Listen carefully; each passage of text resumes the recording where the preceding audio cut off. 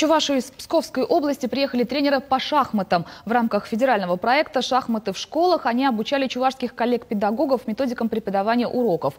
В республике более 30 учебных заведений участвуют в программе. На мастер-классы делегировали всех учителей. Уроки прошли в Институте образования и в 37-й Чебоксарской школе.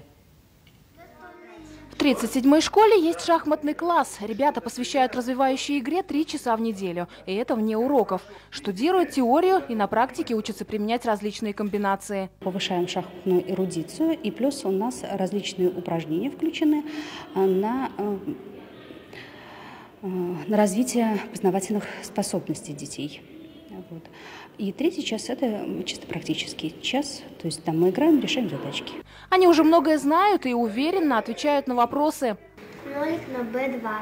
Все преподаватели из Псковской области. Там уже 10 лет шахматы – обязательный предмет в школах. В каждом учебном заведении ежегодно отмечают День детских шахмат, проводят сеансы одновременной игры. Опытные педагоги говорят, смысл уроков вовсе не в том, чтобы воспитать из учеников гроссмейстеров мирового уровня.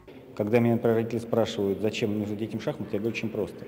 Если вы хотите, чтобы ваши дети стали интеллектуально развиты и нашли свое достойное место в жизни, то, наверное, самая лучшая подмога и опора – это как раз шахматы.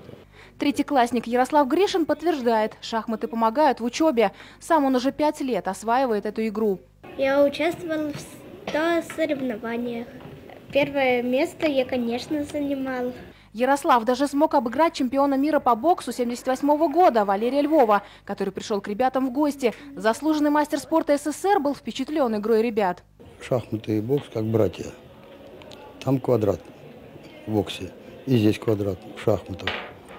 И если в боксе нокаут, а здесь мат.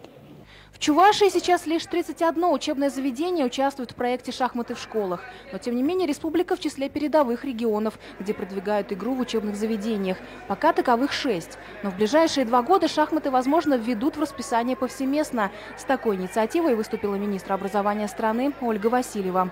Наталья Егорова, Оксана Баскакова, Михаил Солин. Вести Чувашия.